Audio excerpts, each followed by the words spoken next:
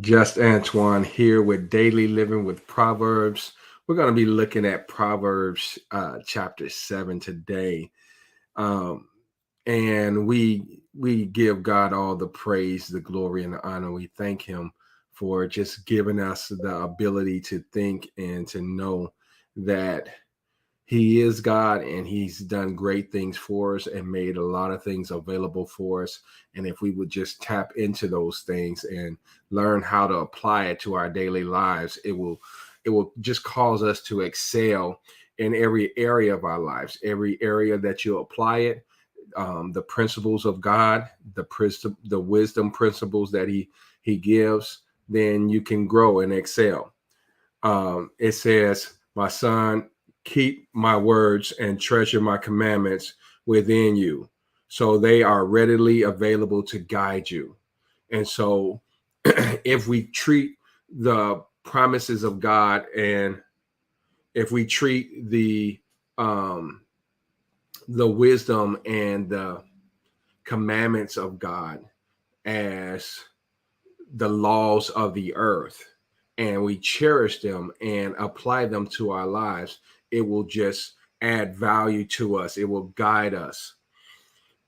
Keep my commandments and live, he says, and keep my teachings and law as the apple of your eye. When you just find that this is the only thing that's acceptable in your life, and you determine to bring your life up to that level, to that standard of living, it just causes all things else to flow, all good things to flow into your life. You know, the word of God declares that there's no good thing that he will withhold for them that walk uprightly before them. Excuse me, before him. Pardon me. So as we apply this wisdom to our lives, then we will find ourselves excelling in every area of our life. He says, bind them securely on your fingers, write them on the tablet of your heart.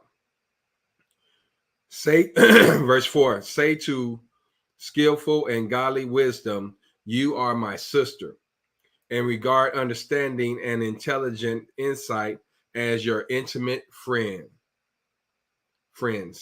And so you just got to cherish it, you know, like you would protect your sister. You will have to protect that which you have gained, the information and knowledge that you have gained.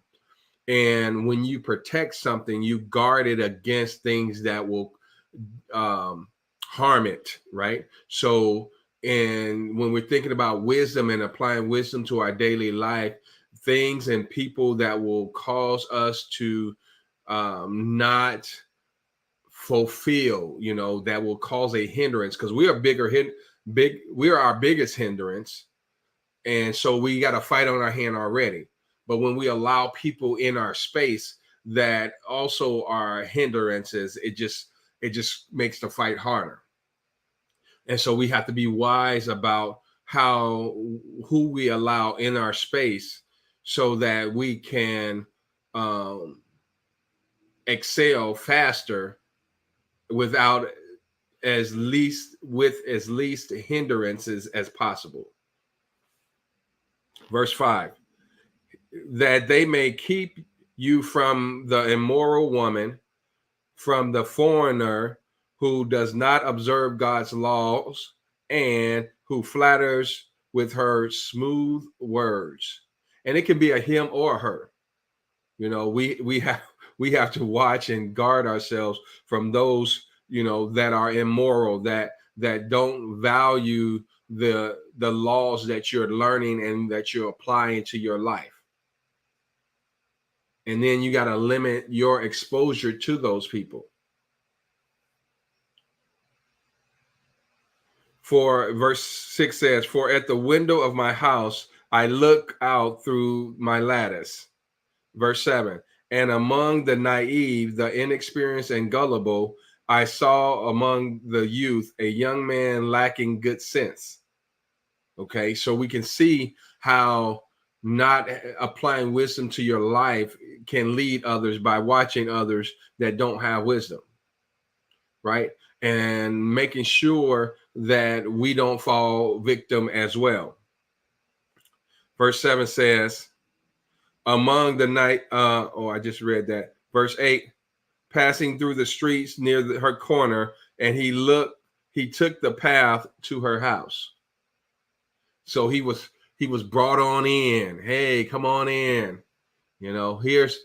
Come lie with me. Come become intimate with me. He took it because he was naive.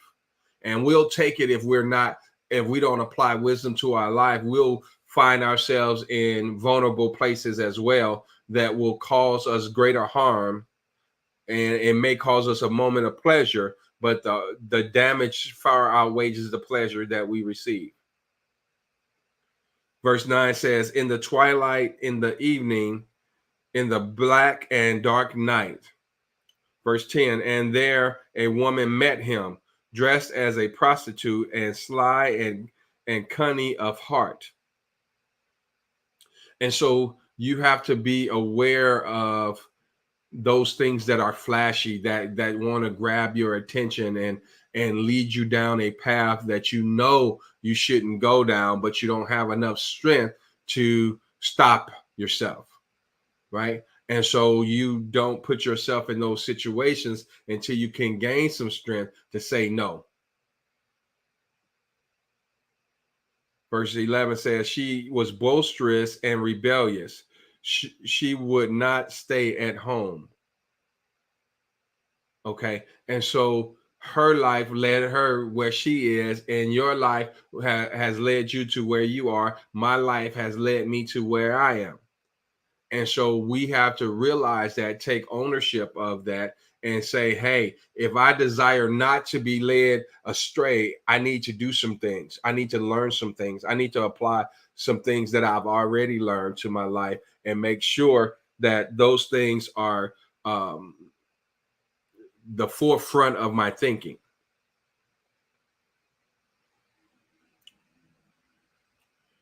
Verse 12 says, at times she was in the streets, at times in the marketplaces, lurking and setting her ambush at every corner. There are people that are strategically placed out there in the world that wants to lull us in, and they're looking for the gullible. They're looking for those that are lacking wisdom, those that lack understanding, those that are easy, naive, if you please, and they're looking to bring you in and take advantage of you. Verse 13. So she caught him and kissed him, and with a brazen and impudent face, she said to him, verse 14, I have a peace offering with me.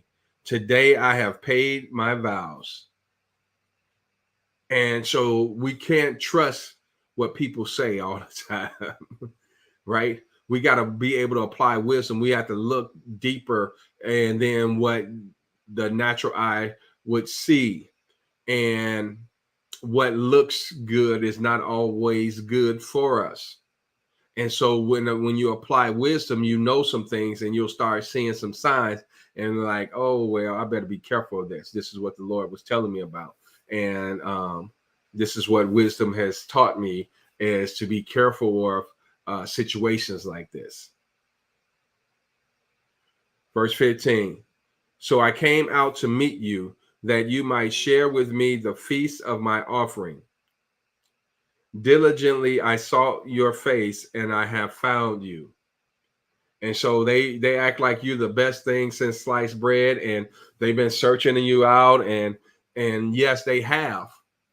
They didn't know whose name you were, but uh they knew exactly what you needed, what they needed from you, and they knew what type of person that they were looking for.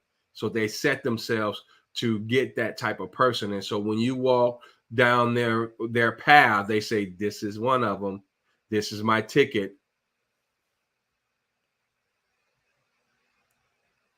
Verse 16, I have spread my couch with coverings and cushions of tapestry, with colored fine linen of Egypt.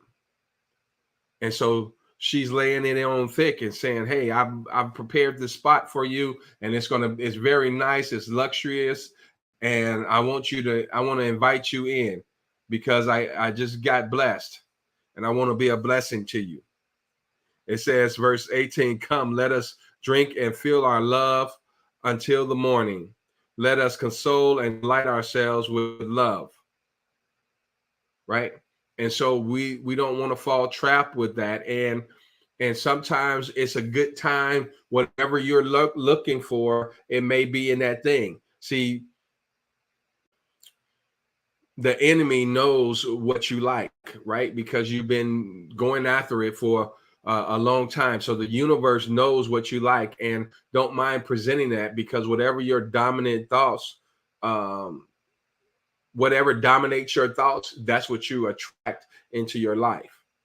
And so when bad things or silly things or things that don't uh, that hasn't wisdom hasn't been applied to areas in your life that hasn't you haven't applied wisdom, you attract things that's not wise. And so we got to get to that place where we attract those things that are wise, that we want into our lives. Verse 19 says, "For my husband is not at home. He has gone on a long journey." And so now that's a big old red flag that she's waving in your face, saying that she's married. Right. And so wisdom would let you know that, hey, this is another man's uh possession, and it's not right, it's not lawful for you to engage with this individual. And so I always say warning, there's warning before destruction, and we need not to ignore the warning when we're given the warning. And so she's giving him a warning right now with this red flag about her talking about her husband. Verse 20, "He has taken a bag of money with him and will come home on the appointed day." And so she's making the appeal appeasing, right? So that this individual will come in line with her. "And with her many persuasions, she caused him to yield. With her flattering lips, she seduces him." And we can be seduced by the same sex as well. We can be seduced by material things. We have to be wise. We can't let things have us, but we got to have control over things, not people, but control over things. And then we have to know how to uh, have relations with people based on the wisdom that we learn and we apply to our lives. Verse 22, "Suddenly he went after her as an ox goes after the slaughter, not knowing the outcome, or as one in stocks going to the correction to be given to a fool." And so you find yourself in bondage. You find yourself in a place where you're lusting after something that you shouldn't lust after, desiring something that you shouldn't desire. Verse 23, "Until an arrow pierces his liver with a mortal wound, like a bird fluttering straight into a net." So it's like you're hurt, you're wounded, and you're falling right into the trap because you've been put in a trance, so to speak. You know, and those flattery words has been like a fragrance that attracted you to folly. Verse 24, "Now therefore, my sons, listen to me and pay attention to the words of my mouth." Verse 25, "Do not let your heart turn aside to her ways. Do not stray into her evil moral paths." Don't go. Don't go. We have to. build ourselves. We have to strengthen ourselves. We have to take the wisdom and apply it when we are giving the wisdom to our lives. So when these things occur and these seductive people come, we can be aware of who they are, because these words will guide us. These words will protect us if we place them in our bosoms, as the beginning of the chapter talked about. For she has cast down many more mortality, many mortally wounded. Indeed, all who were killed by her were strong. And so she doesn't just go for the weak, but those that are strong, she'll try to knock you down. She would try to knock you down. And the stronger you are, the more enticing it is for her to come and seduce you. Her house is the way to Sheol, discerning to the chambers of death. Descending to the chambers of death. And so we got to realize that we don't want to go down that path, because that path only leads to destruction. But we got to stay on the straight and narrow. I'm just Antoine with your Daily Living with Proverbs. Hopefully this podcast blessed you. If you would like, subscribe, join my elite group, and we'll see you guys at the top. Bye for now.